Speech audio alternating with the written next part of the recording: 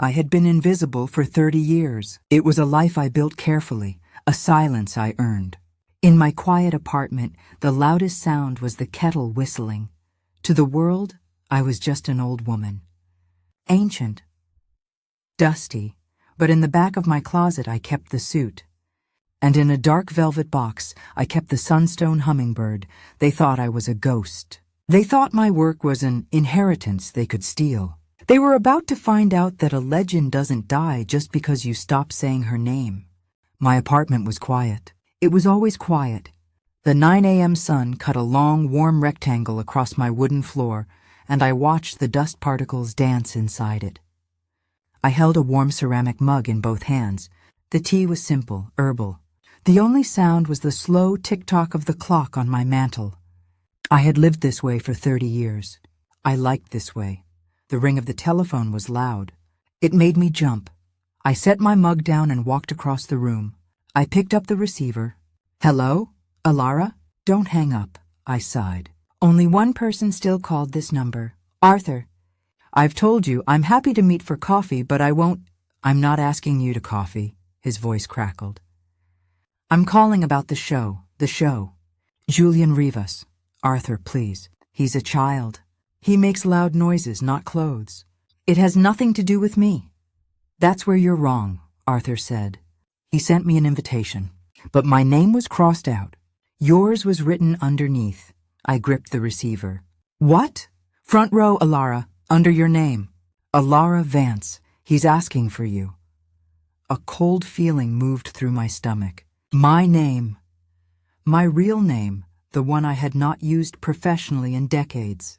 Why? I don't know. He's calling his collection The Inheritance. Maybe he wants to honor you. Maybe he wants to... I don't know, but you should be there. "I don't have anything to wear," I said. It was a weak excuse. "Wear the suit," he said softly. Then he hung up. I stood by the phone for a full minute. The silence of the room felt different, heavier. The suit. I walked to my bedroom. My closet was full of simple things. Beige cashmere, gray cotton, dark blue linen. Practical clothes for a woman who was invisible. But in the very back, sealed in a heavy canvas bag, was something else. My hand hesitated on the zipper. The metal was cold. I pulled it down. The smell of cedar and old wool filled the air. I reached inside and pulled it out. The setalon was a deep, rich green, the color of a forest floor. I had designed it in 1973. I held the jacket up. The cut was sharp, the shoulders precise. I ran my fingers over the boucle wool. It was heavy, textured, real. I remembered cutting the pattern, the shears heavy in my hand, the sound of the chalk marking the fabric. I was 25 years old. I would go. But I would go as myself. I dressed slowly. The trousers fit perfectly. The jacket settled on my shoulders as if it were made yesterday. I looked in the mirror. The woman looking back was old. Her hair was silver. Her face was lined. But the suit was timeless. It needed one more thing. I went to my jewelry box. I did not own much, but I owned it. It sat on a small black velvet pillow. The sunstone hummingbird, I picked it up. It was heavy in my palm. The body was a single deep orange sunstone. The wings were enameled in shades of green and blue. The tiny beak was polished gold. It was my logo, my signature, the last piece I finished before I locked the doors to my atelier for good. With steady fingers, I pushed the pin through the thick wool of the collar. The clasp made a small, sharp click. I looked in the mirror again. Now the woman was complete. The car ride was long. The traffic near the venue was a disaster. When the driver finally pulled up, I was hit by a wall of noise. It was a deep, thumping bass from inside the building, mixed with the shouting of hundreds of voices and the constant click-click-click of cameras. I stepped out of the car. The evening air was cold. Flashing lights from phones blinded me. Young people in strange, bright, uncomfortable-looking outfits pushed past me. They were all shouting names I did not know. I clutched my simple paper invitation and walked toward the entrance. A young woman with a sharp haircut and a tablet stood guard. She was yelling at a photographer. "Excuse me," I said. She glanced at me. Her eyes traveled over my gray hair down to my shoes. It was not a look of interest. It was a look of annoyance, as if I were a lost relative who had wandered into the wrong party. "Invitation?" she said, her voice flat. I handed her the paper. She looked at the name. Vance. Ilara Vance. She scanned her tablet, then looked at me again. Her expression did not change. "This way. You're in the front." She turned and walked quickly into the chaos, not once looking back to see if I was following. I was a ghost. The woman with the tablet moved fast. I had to walk quickly to keep up. The noise inside was a physical thing. A deep thump, thump, thump from hidden speakers pulsed in my chest. The air was thick, heavy with the smell of burnt hair and a dozen different clashing perfumes. People were everywhere. They pushed past me without looking, shouting into phones, taking pictures of each other. The lights were dim, but flashes went off constantly from every direction. Flash, flash, flash. It made my eyes hurt. The woman stopped. She pointed a long finger at a low white bench. "There, A7. She did not look at me. She just turned and vanished back into the crowd. I looked at the small silver plaque on the floor. A7, my seat. It was right on the edge of the long, polished runway. I sat down. The bench was hard and cold. My suit felt warm against my skin.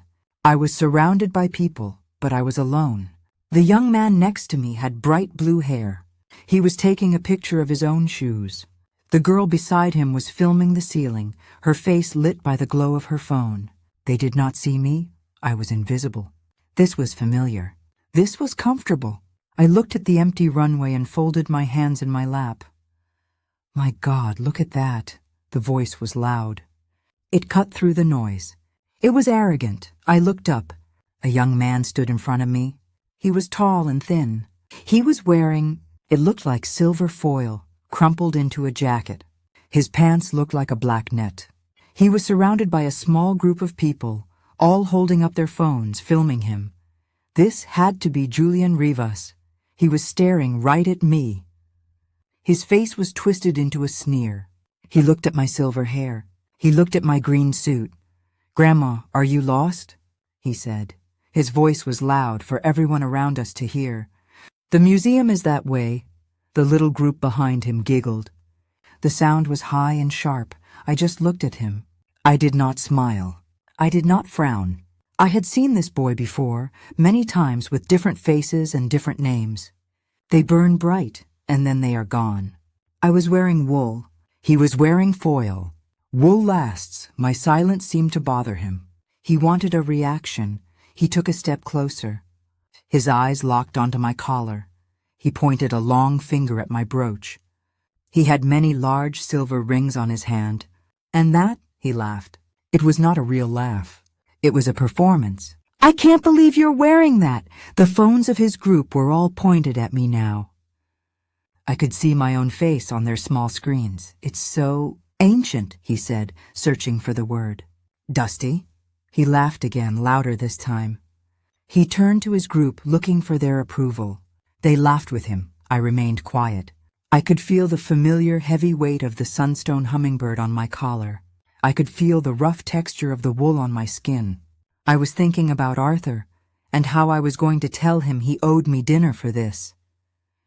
Julian seemed to realize I would not speak. He was not used to being ignored. He shook his head, still smiling his cruel smile. "Enjoy the show, Grandma," he said. He turned away from me. He was still laughing when the crowd near the main entrance suddenly went silent.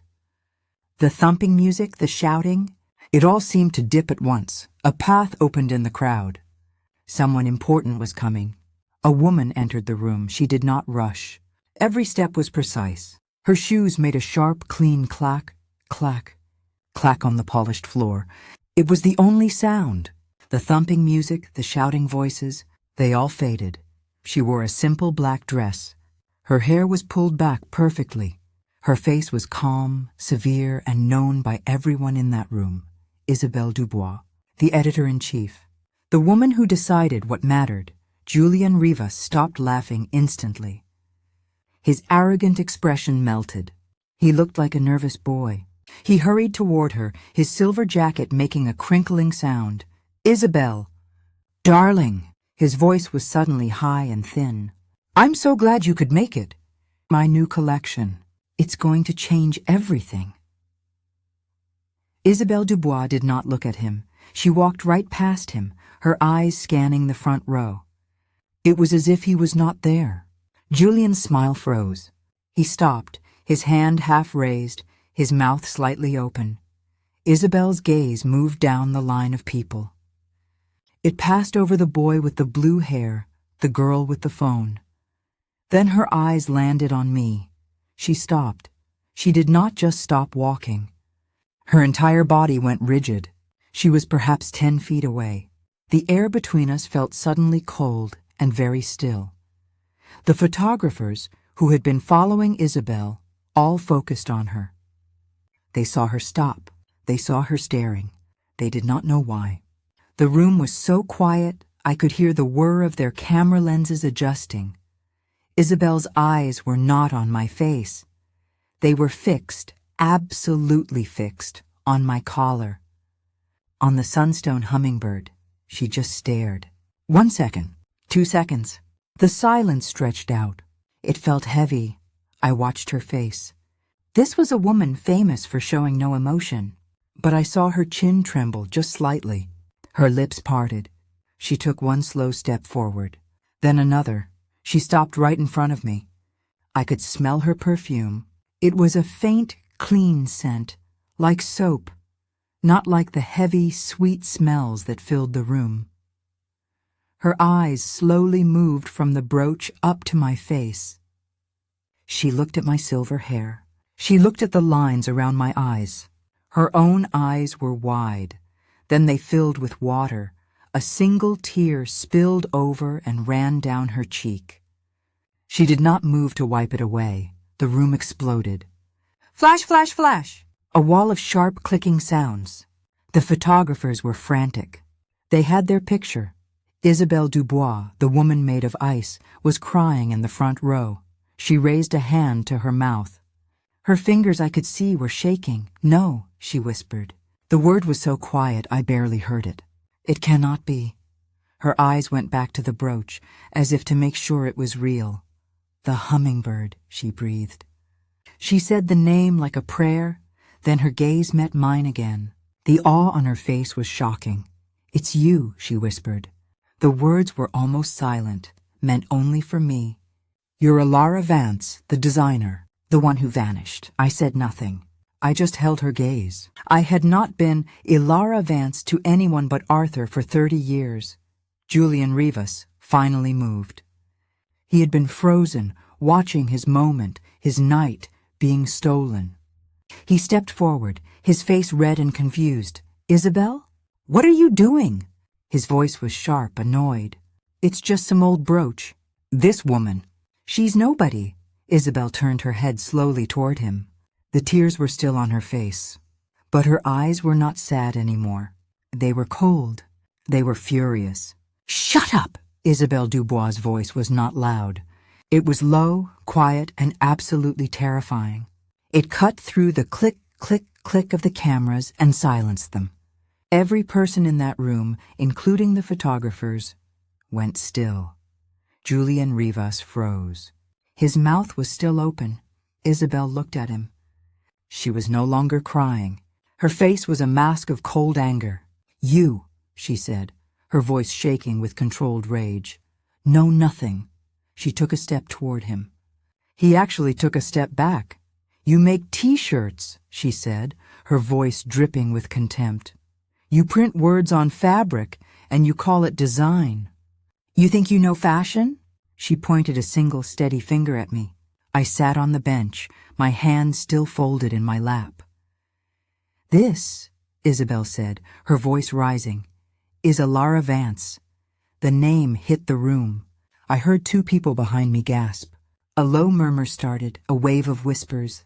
Vance, Ilara Vance? Julian's face went from red to white. He looked at me, then back at Isabel. He didn't understand. Who?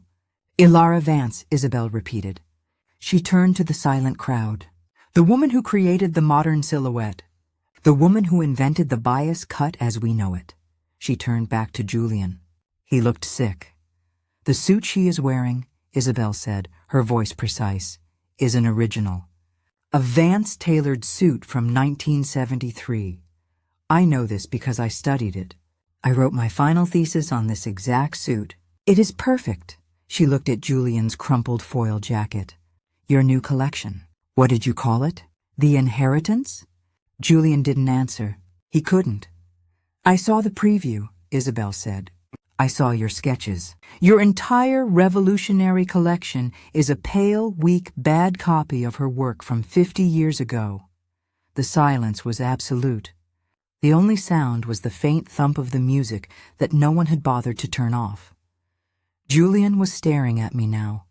His eyes were wide with a dawning, sickening horror. He was not looking at a grandma. He was looking at the woman he had stolen from. Isabel was not finished. She pointed to my collar, to the hummingbird. And this brooch, she said. Her voice softened just for a moment. The sunstone hummingbird, her signature. The one you called Dusty. She looked directly at Julian. That piece is worth more than your entire company. It's not just fashion, Julian. She paused, then spoke the words that would end him. This woman. She is fashion. The dam of silence broke. The cameras were blinding. Flash, flash, flash, flash. They were all on me, and then they swung to Julian. They filmed his white face, his open mouth, his shaking hands. He was ruined.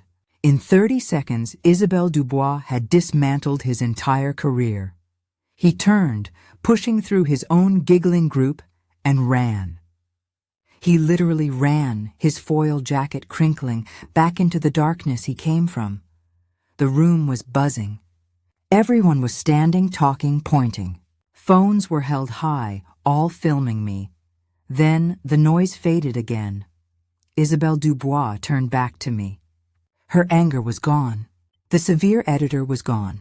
The woman who stood before me looked for a moment like a young girl. The awe was back in her eyes.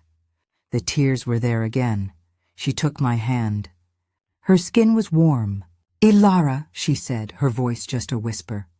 You are my idol. You have always been my idol. She looked at me, then at the empty seat next to hers. The best seat in the house. Please, she said, her voice trembling. Will you sit with me? Where you belong. I looked at Isabel's outstretched hand, then at her face. The awe was still there, underneath the professional calm. I nodded once. I took her hand. She grasped it firmly. I stood up. The boucle wool of my suit felt heavy and comforting. Isabel did not let go of my hand. She kept it in hers as we walked. It was only 10 or 12 steps to her seat, but it felt like walking across a great distance. The cameras were deafening. The flash, flash, flash was a constant, blinding assault. It was not like before. Before they were pointing at Julian or at Isabel. Now every single camera was pointed at me. At my face, at my suit, at the sunstone hummingbird on my collar. I did not look at the cameras. I did not look at the crowd. I looked straight ahead. I walked past the boy with the blue hair. His mouth was wide open and his phone was pointed at me, his hand shaking. I passed the girl who had been filming the ceiling. She was just staring. We reached the center seats. Isabel guided me. I sat down on the low, hard bench. The seat was identical to my old one, but the air here was different. This was the center of the room. Isabel sat next to me. She finally released my hand and folded her own in her lap. She looked like the calm, powerful editor again, but her eyes were still red at the edges. She leaned toward me. Her voice was a low whisper beneath the noise of the crowd. I have so many questions. Later, I whispered back. She nodded, a quick, sharp movement. Of course, later. She looked at the empty runway. Now we watch his show. She said the words with a cold, final tone. We were not here to enjoy. We were here to judge. The main lights in the room went black. The hundreds of voices faded into an immediate, tense silence. A single bright white light hit the far end of the runway. The music started. It was not like the music from before. This was loud, heavy, and angry. A deep, pounding electronic thump, thump, thump that I felt in my bones. The first model came out. She wore a jacket. It was silver. It was crumpled. It was the same aluminum foil Julian had been wearing. She walked fast, her face blank, her feet hitting the runway hard on the beat. The next model came out. She wore a dress. It was cut on the bias. I leaned forward just slightly. I recognized that cut. It was mine. It was from my 1971 River collection. But it was wrong. The fabric was thin, synthetic. It clung to the model's legs with static. It did not flow. I remembered my original. I had used a heavy, double-weight silk. It moved like water. This looked like plastic, another model. A suit. It was meant to be my suit, the one I was wearing. But the shoulders were wrong. They were too wide, too sharp. The waist was too low. He had missed the entire point. He had copied the shape, but he understood nothing of the structure that made it work. I felt Isabel glance at me from the side. I kept my face perfectly still. Model after model walked out. My work. My patterns. My ideas, stolen, and stolen badly. A wool coat with the collar from my 75 winter line. A flowing pant that was a poor copy of my 69 evening wear. He had taken my life's work and put his name on it. He had called it the inheritance, as if I were dead, and had left it all to him. I did not feel angry. I felt cold. This was why I left. This noise, this theft, this lack of respect. The music grew louder, pounding toward a finish. All the models walked out one last time, flooding the runway with my ghosts. The audience clapped. It was not a loud applause. It was a slow, confused, polite sound. They knew something was wrong. They had seen Isabel. They had heard my name. They knew these clothes were copies, even if they didn't know why. The models filed off. The music softened, but it kept playing. The lights came up slightly. This was the moment the designer comes out to bow.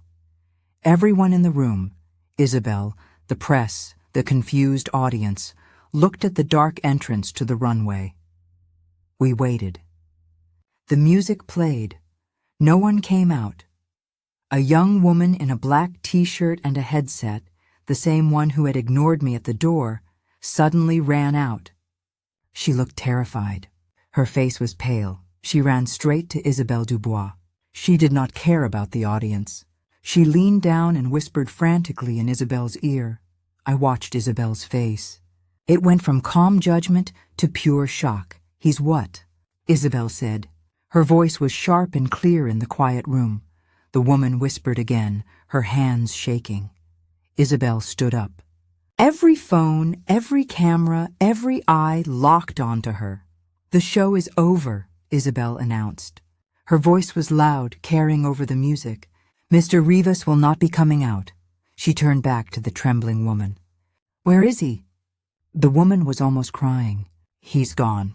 He left the building. We think he's in his car, heading to the airport. The room exploded into 1,000 voices. Julian Rivas had run. Isabelle looked at the frantic press, then at me. It's a disaster, she said. He's finished. She paused. Her mind was already working.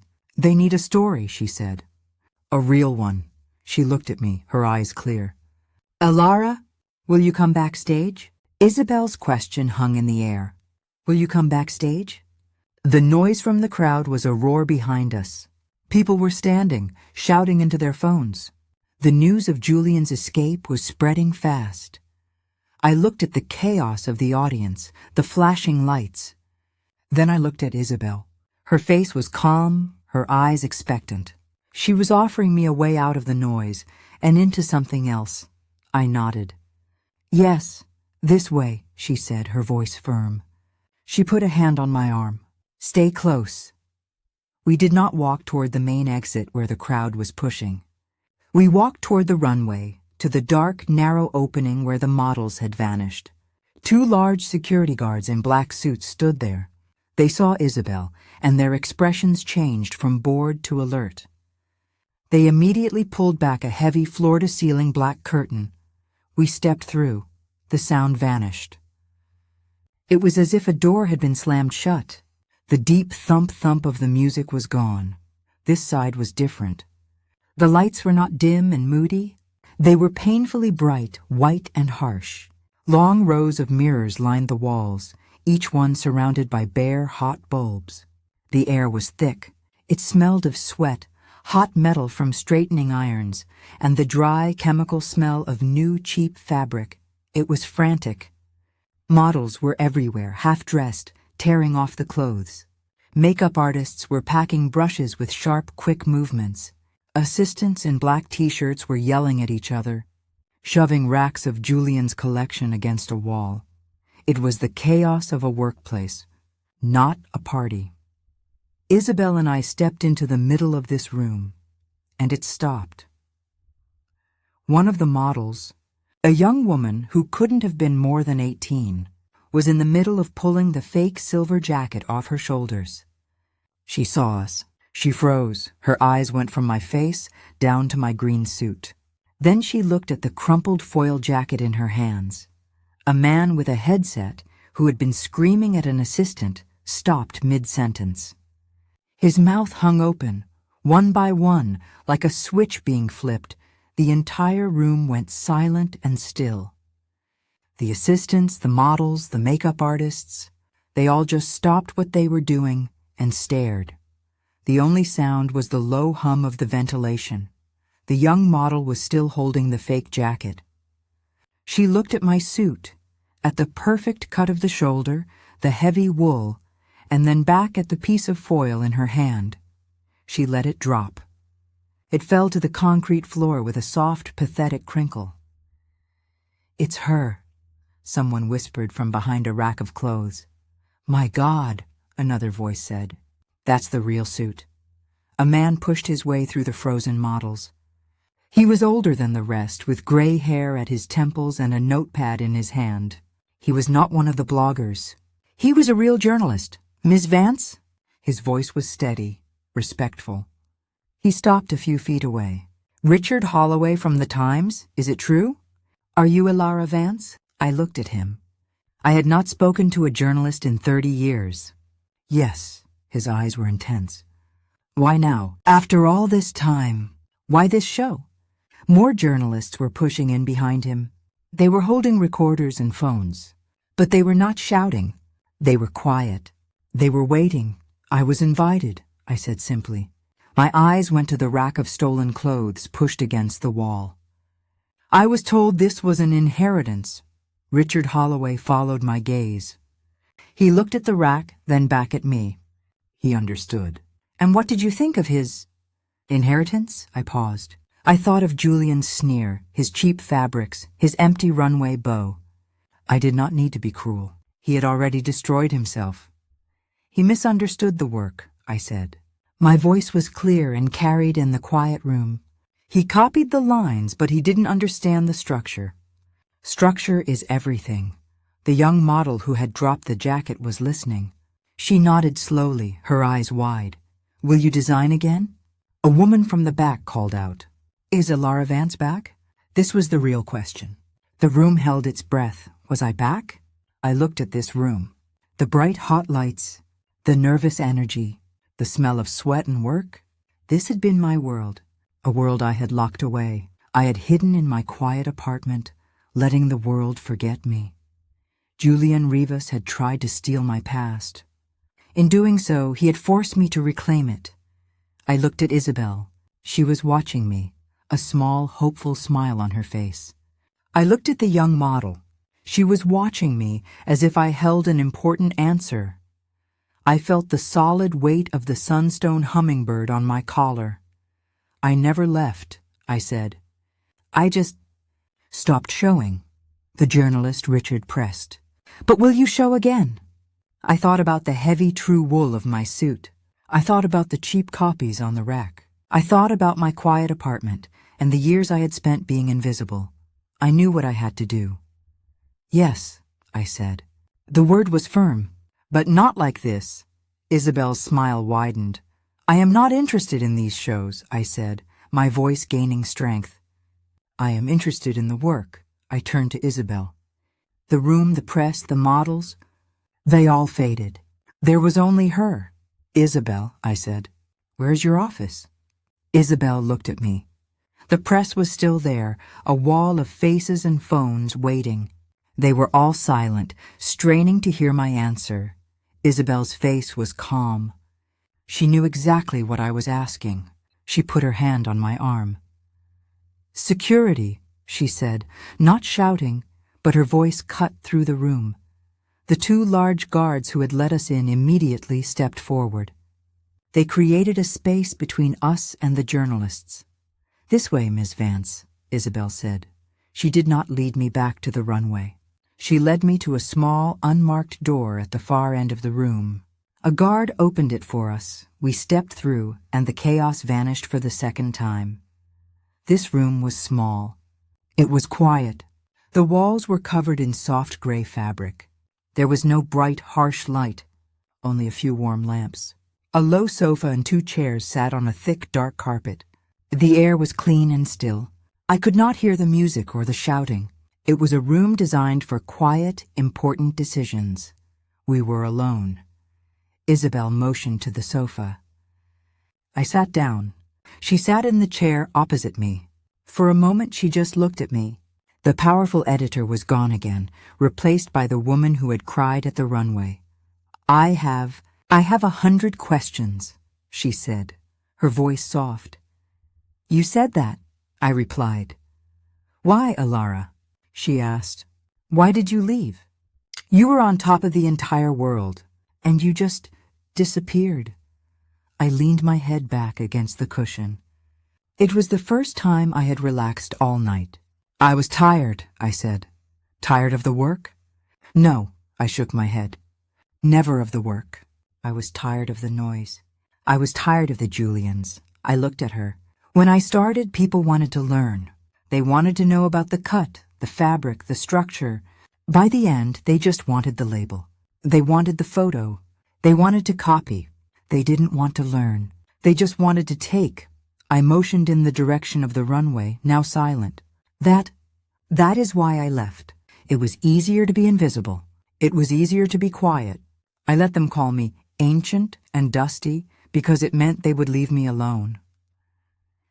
But you came tonight, she pressed gently. You wore the suit.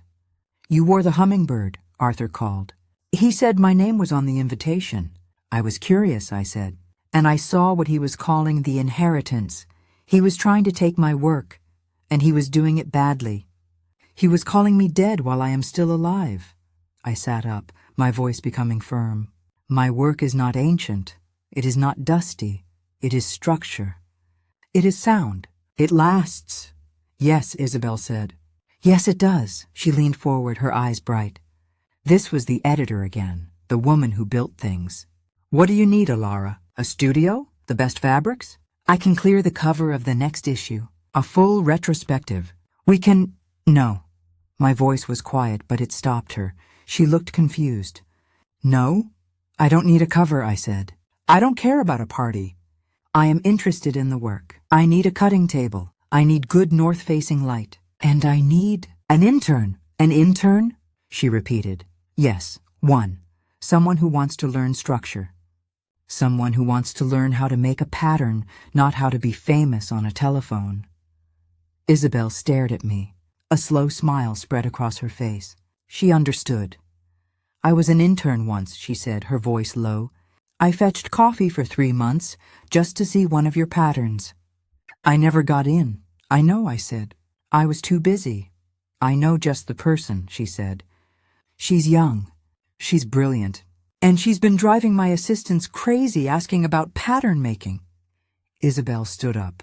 Her face was not filled with awe anymore. It was filled with energy.